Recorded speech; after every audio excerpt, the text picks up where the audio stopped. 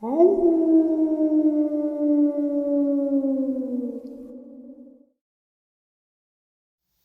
and salutations, everyone. I do hope everyone is still doing well, and welcome to, depending on wherever you may live or however you choose to read your clock this early morning, middle of the night bonus upload. Before we jump into it, a couple quick links. As many of you know, I rely on Patreon, PayPal, channel membership, and the merch to help the channel to continue to grow and go. Links to Patreon, PayPal, and channel membership is in the description below. Merch is displayed directly under the video. Also, Dogman Frightening Encounters, Volume 1 through 3, the audiobook versions. They were written and researched by Tom Lyons, narrated and produced by me, Jeff Nadolny. Those audiobooks are available on Audible, Amazon, and iTunes, links to which are also in the description as well. And finally, last but definitely not least, if you'd really like to help support the channel to continue to grow and go, simply subscribe. It does not cost a cent. Click the like button. It takes half a second. If you don't want to miss out on any of the informative uploads that I put out daily, click that bell icon. And folks, please leave a comment. Why? Well, because all these things really do help the channel to continue to grow and go. They definitely do matter, and they are appreciated. And with that, I have taken far too much of your time. Let's jump in to today's early morning, middle of the night bonus upload, shall we? I was sharing an encounter out of Tennessee. A gentleman had two encounters, one when he was 14, one when he was 34. And I tried to connect with him on Reddit. I could not, and then later on got an email finding out he is a subscriber and he wanted to come on and share his encounter with us. So tonight I have GW. GW, how are you? I'm good, Jeff. How are you guys doing tonight? I'm doing great, and I really appreciate you taking time out of your day to just come on the show. I mean, we've actually chatted for about an hour before this, and we've talked about everything and anything. So it's pretty awesome. This guy's a pretty great guy. So I'm just going to give the floor to you. That way you can share your experiences with us. And if I feel like there's a question, I may interrupt you, but chances are I won't because you're on point on this one. Hey, man, I want you to man, feel free. I don't want you to feel like that I have to, carry on.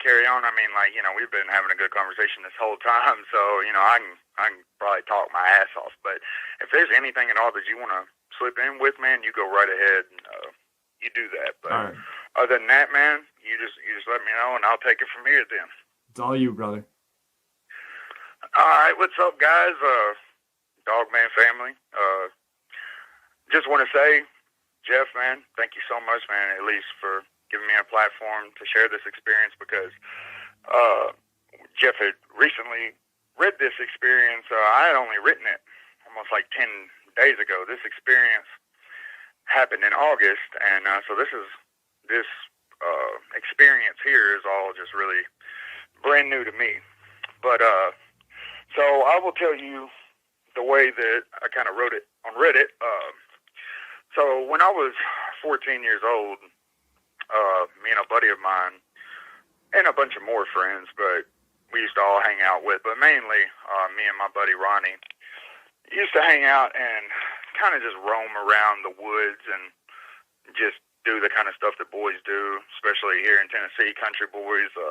I was born in '86, so around the time that we were running through the woods, like this was before cell phones and before the big technology wave. So like we were still going out and, finding stuff that we could get into. And roaming was one of them, and exploring and roaming the neighborhoods and the woods. And quite honestly, we had done it so much that we go out in the woods so much because we knew it like the back of our hands.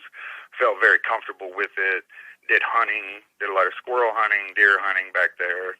And Ronnie's grandmother owned some of the land that was even back there. And so we were always on it. And there was an instant where Ronnie and I were in the back in the woods, and we were walking, and he started trying to tell me this story about these demon deer. And I mean, I know we all hear the stories of skinwalkers and wendigos, that might kind of fall into line with the demon deer. But honestly, I figured with us being our age, he was just trying to scare me. Being out in the woods, we were deep in the woods. He was always the one. He was 3 years older than me. You know how it is with boys. They're always messing with each other and giving each other a hard time. Well, after he had said that, we noticed that everything around us had went silent. And that's very unusual here in Tennessee, especially during the period of time that we were in the woods, because this was around spring or summertime. So you have a lot of crickets, you have a lot of grasshoppers, you have a lot of small chirping, squirrels barking, birds tweeting. There's a lot of things going on. And being out in the woods, you learn to listen for these things. And when they all shut off, you know it immediately. And with that being said, I honestly immediately thought that there was a big predator around. I mean, we both did. Being hunters, I mean, that's what we were taught. When everything goes silent, there is something pretty big and bad around. So we listened, and we didn't really hear anything until we started hearing what sounded like something jumping through the trees. And I wrote this in my Reddit description. I said that it sounded like because you could hear this thing swinging or jumping, launching itself from one tree to another. And the was when this thing landed and either crushed the branches that were right under it at the top of this tree and launched itself to the next one. Well, we saw the trees swaying, and there was no wind. We couldn't see what this thing was. And in my encounter on Reddit, I wrote that it sounded to me like it was a wood gorilla. I had nothing else that I could relate it to. If anything, the most I might have thought it could have, I literally thought maybe it was a Sasquatch even. I didn't know. I mean, the only thing that we really deal with around here are whitetail bucks. We had instances when we were younger where they had rumors of a black panther, and we went out in the woods. We actually heard something screaming that sounded like a black panther. Even after we heard it, the mind was trying to write it off, like, oh, it's just, something explainable, like a bobcat. So we, being young and trying to be rational, we just broke it down and chopped it up to that and just went on with it. Well, after this thing started jumping through the trees, we were hearing the branches break. We weren't going to stick around there for this thing to get close to us, to get above our heads, so we took off. And we ran down the logging trail, and the logging trail literally, after about maybe a quarter of a mile, comes right out onto the road. And then maybe just slightly diagonal to where the logging trail comes out is where Ronnie's dad's driveway is. So we literally ran off the logging trail onto the road and then down Lonnie's dad's driveway and into his house. And we didn't know what it was.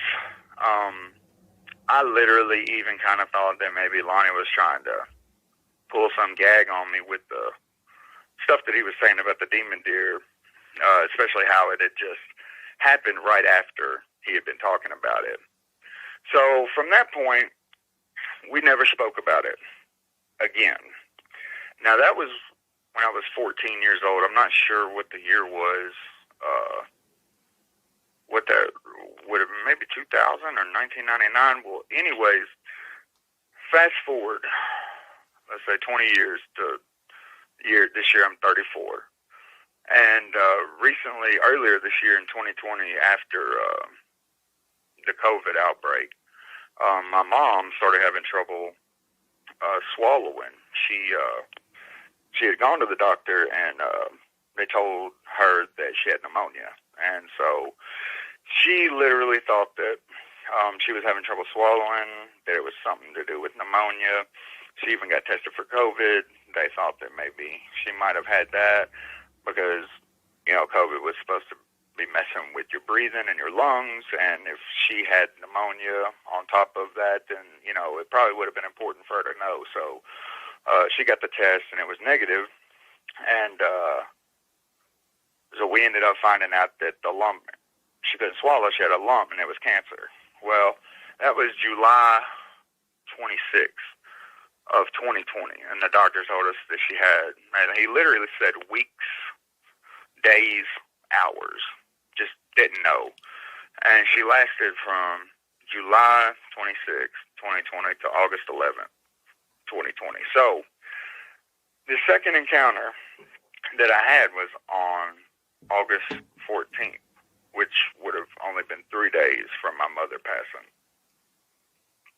Now, you have to keep in mind here that I'm sure that, you guys have lost loved ones. I'm sure that, some of you have lost really close, maybe your children, maybe your parents, aunt, uncle, sister, brother.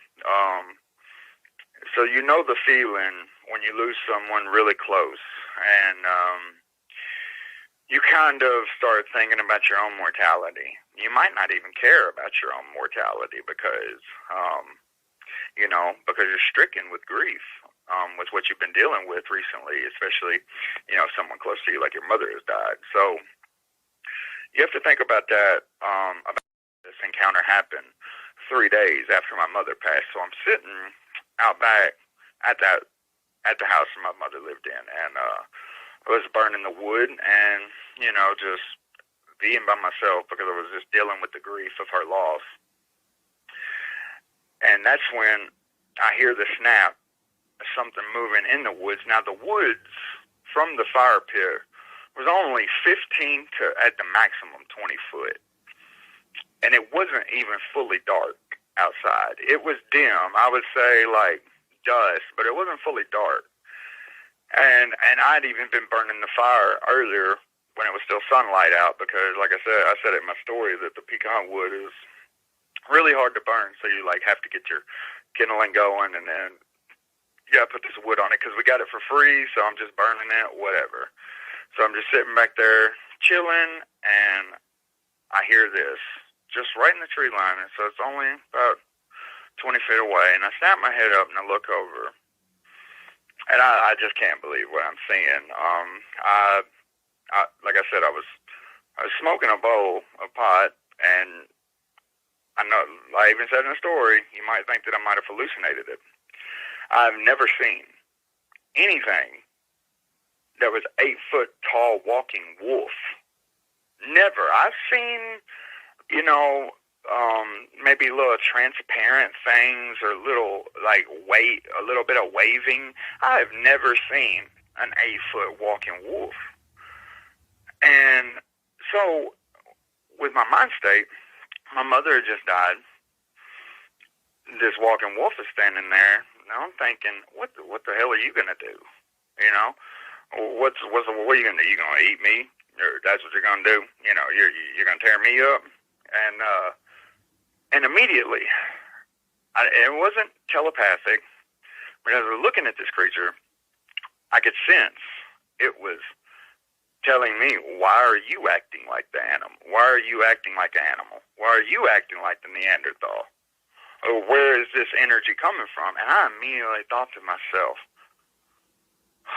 oh my Lord, I'm the one. I'm the one here.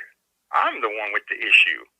But as I'm looking at this thing, and I'm feeling this connection, I realized that I'm actually seeing this fucking thing. This is an 8 foot tall wolf with these glowing blue, as what I said in my story, like fluorescent blue eyes. Now, when I saw his eyes, I didn't take my eyes off of its eyes. They were the most beautiful eyes I'd ever seen. And as I looked right down next to his eyes, right on the side of his face, this thing had 3 braids hanging in a strand. And it had a turquoise thread through each braid. And it kind of reminded me of like a Native American style braid with the way that they laced the turquoise and used the turquoise in their jewelry and in their braids and in their culture. And immediately I realized with the connection that I made with this thing and the feeling that I was the one that was acting like the animal with the hostility, that this thing meant me no harm. This thing knew something that I didn't know. This thing, when I looked at it, I hear stories, Jeff, all the time about these things being nasty, smelling like death. Right. This thing looked well kept. I don't know if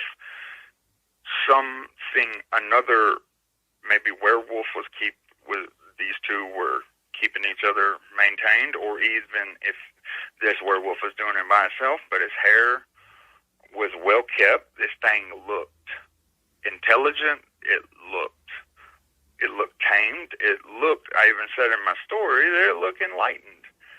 And when I looked in those fluorescent blue eyes, it looked like that he knew something that I didn't. It looked like that he knew something, a secret of some ancient, peaceful, some kind of knowledge that maybe even I needed, that I would have benefited from. So as I see it, I'm actually registering what I'm seeing, and I've blinked my eyes, and I'm trying to make out more detail on this creature. And at that moment, it takes off.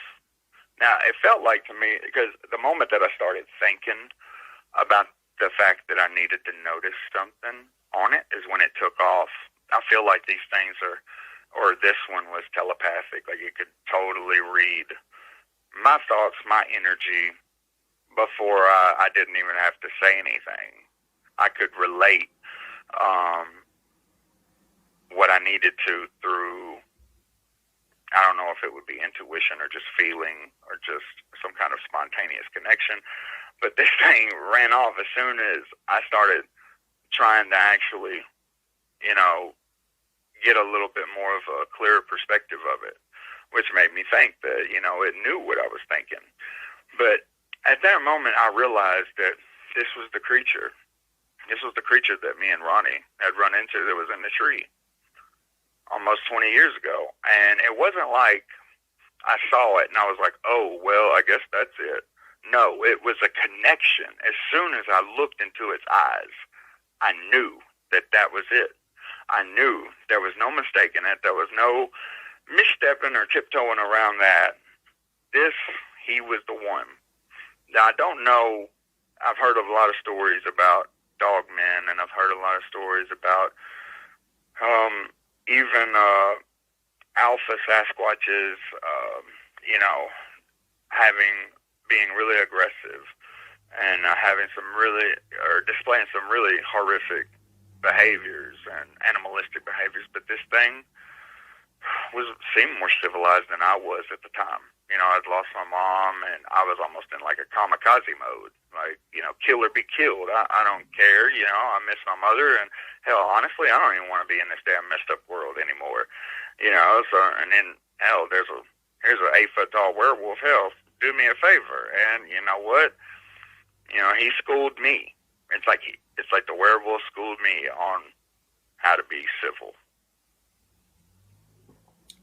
That is the one thing that when I read your encounter, and I was like, I have to share this story. I'm like, because there was just the way you described the enlightenment and how it was groomed. It Yes. Definitely just like you said, it was either another one grooming it or it was grooming itself. And instantly in the comment section, I noticed like people were talking, this was definitely, it had to be a werewolf to be so intelligent. And another interesting point that you pointed out is you felt a connection, and you felt like it was connected to the mounds not far from where you... Yes, the Indian mounds. And and it felt like, well, it felt like that, you know, not that this werewolf was like 1,000 years old, you know, from the time that these Indians, but like that knowledge from these natives in this area, that had been passed down to somehow this creature. It's just the feeling that I got with it. I mean, this area that I'm in is just rich with history of Native American and especially like ceremony and ritual, and they have like an Archeo Fest here to kind of commemorate the old tradition. You know, when the Indians used to migrate to this area, and they will commemorate that old tradition. But this thing, it seemed like that it would have been connected to those individuals. Yeah, it's crazy. And you know, there's another whole aspect of this story is that we've talked for a while, and we were talking about, you know, how it schooled you. It kind of, you know, it knew that you were in pain. It knew that Yes. you were feeling like you said, on kamikaze mode. You know, you just Kamikaze, lost yes, your that mom, attitude, yes. yeah, and it was almost like it had been watching you, and it was the right time for it to come out and say, hey man, you know, like, stop feeling down on yourself. And That is so great that you said that. You know, I have not even, as you were just talking, I just put together 3 days after her passing, but you're right. It's like it was the time to reveal itself. yeah, It's like it knew the perfect time to reveal itself, where it would shift my mentality, my attitude, my perspective as a whole. And it did. It did. I'm telling you, Jeff, like, from that point, I mean, I looked at the world differently. I looked at my own existence differently. I looked at how I was I growing? Was I really learning and receiving the lessons the proper way that I was actually going through? Because I know a lot of people, you know, lose close people all the time, but I feel like that God or Source or the infinite infinitude does not make mistakes. Right. So when someone dies, it is their time. And it is also a lesson for us who were left behind it is a lesson for us on how we take it, how we choose to take it. Because we can choose to, you know, stand in our own way, to mourn and to grieve and then to be entitled to that grief, or we can grow and we can blossom. And the choice is ours. We're not condemned to suffer like that. I mean, we are intelligent creatures, and we have the ability to make those kind of decisions as long as we are mindful enough and conscious enough to do so. Right, right. Now, another aspect of this whole thing is you felt 100% sure that this was the creature that was in the trees that day. There was a connection that you were not doubting. There's no doubt in your mind that was something different. And yeah, absolutely. Your friend Ronnie, who, I was unaware of this. When you sent me your email, I apologized to you. I was like, hey man, I tried to reach out to you and ask you if I could use this, but I'm shadow banned on Reddit. And you were like, well, my friend Ronnie, who was with me on my first encounter, he turned me onto your channel. It was a connection there. Right. And then now, hopefully tomorrow or Tuesday, I'm going to have Ronnie on, and he has an encounter as well. as the one that they experienced together. So we get to feel his perspective of the first encounter, and then he's going to share his encounter with us too. Which is, it's amazing on itself. I mean, the connections together, boom, boom, boom, it all fits. Like you had an encounter with your friend, then you got through a loss, then you see this werewolf again, your friend turns you onto my channel, I narrate your encounter, then I'm going to have your friend share his encounter with us and get a different perspective of what he saw the first time or felt the first time, and then share his. It's just it's a weird. Is that not web. amazing? Yeah, is that not incredible? It's definitely a strange web right there. And I mean, man, dude, like, and then how well you and I connected, just on the conversation alone, even before, we got to start recording here, and like, it just shows me, like, man, this is real. This is the legit, those connections that everyone talks about, that they see in their own life, man. I mean, it's like, they used to say on Bill Enfield from the Blue Collar Comedy Tour, he would say, "Here's your sign," here's your sign. It's blatant, Yep. right in your face. Yeah. And that's literally how this feels. Yeah, 100%. Now, there is something that you really did want to point out, is that just because your encounter was a positive. Yes. Yeah, can you share on that one with us in your words? Yes. All right. So the main reason when I emailed you, now I feel like my encounter is rare. What I experienced was rare. My mentality was rare because I had just lost my mom. I was in a mode so I was meant to receive that in that way. My issue is that with the listeners that are listening to this episode right now, getting the wrong idea with this blue-eyed, nice werewolf with braids and turquoise that looked like it was more civilized than a human, your subscribers or people who are interested going out there and putting themselves in a situation where they end up getting flanked by a dogman, by a type 1, not a werewolf, by a type 1, because they thought that maybe they would be able to see something like I did.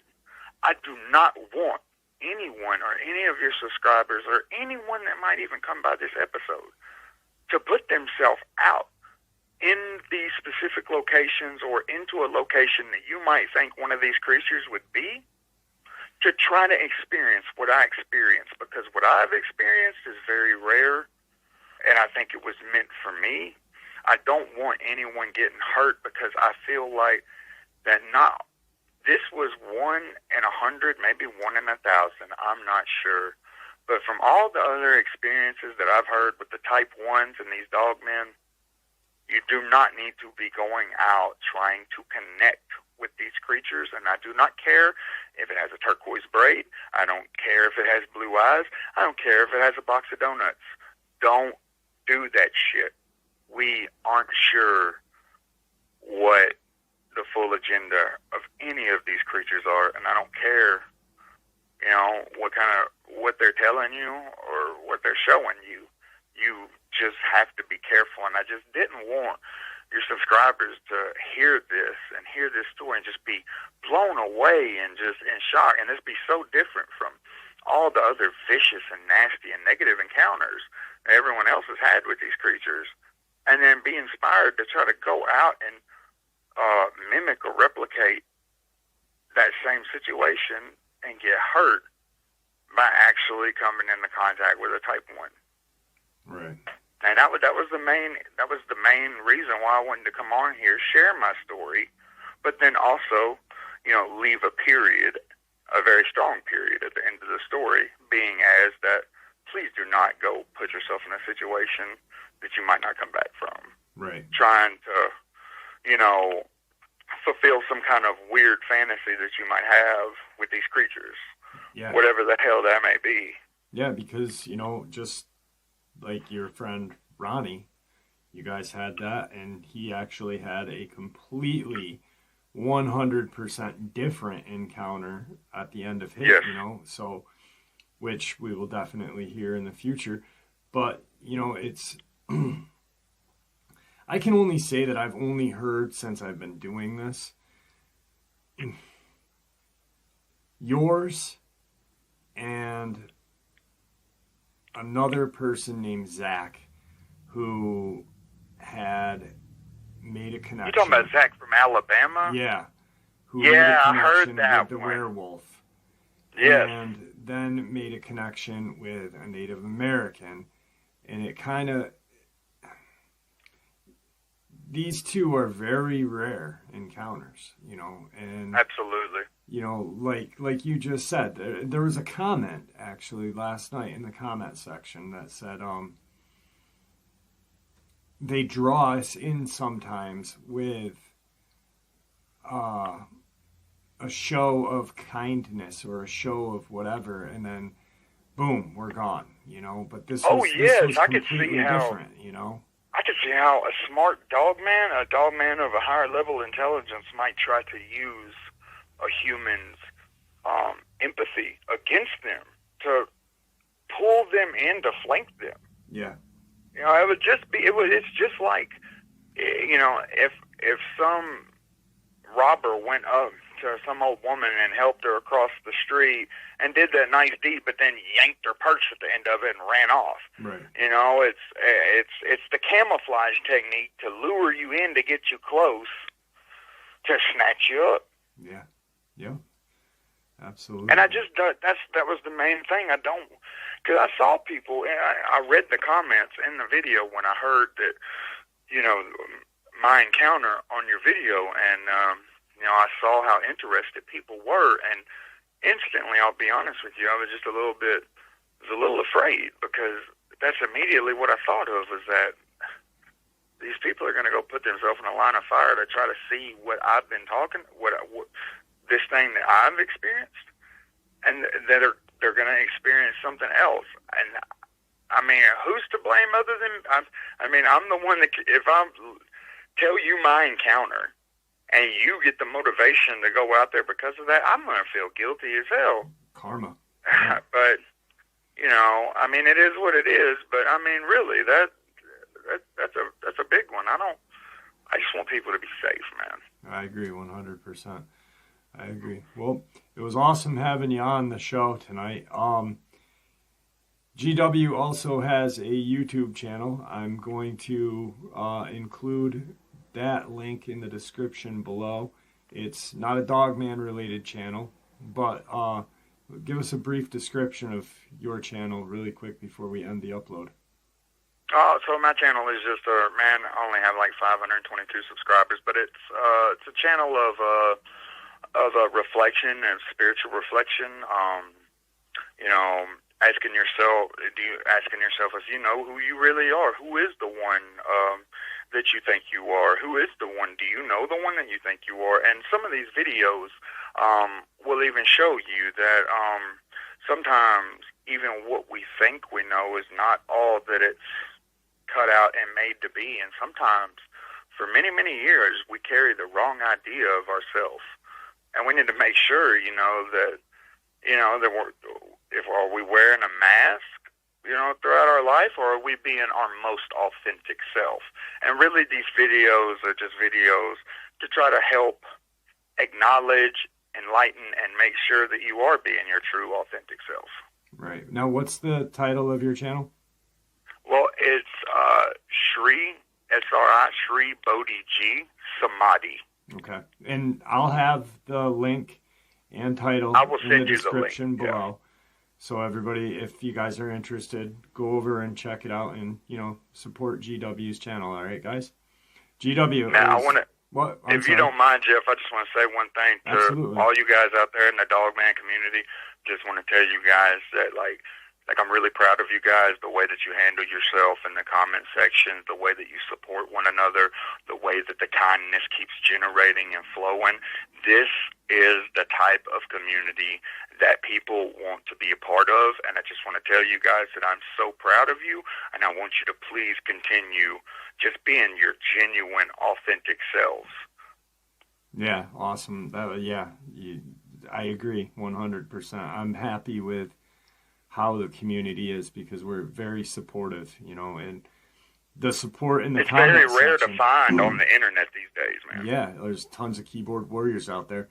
And absolutely. The support in the comment section has actually brought out a few people to share their encounter. Like an inquisitive Southern woman, she held her encounter in for so long, and through the comment section and talking with people, she was actually comfortable with sharing her encounter and had a great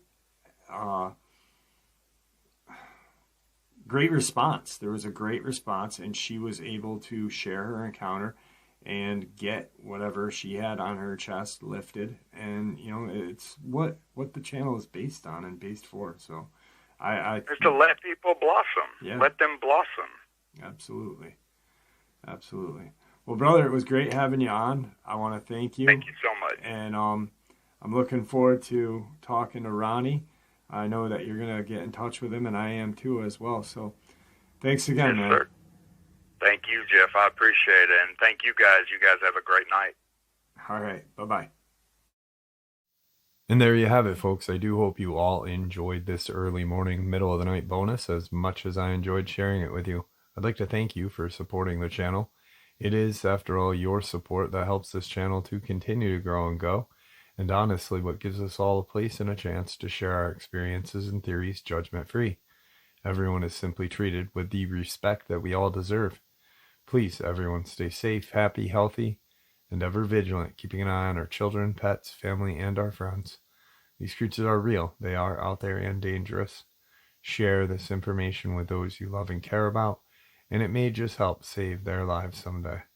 Until next time, never stop asking questions, never stop searching for the truth, and God bless you all.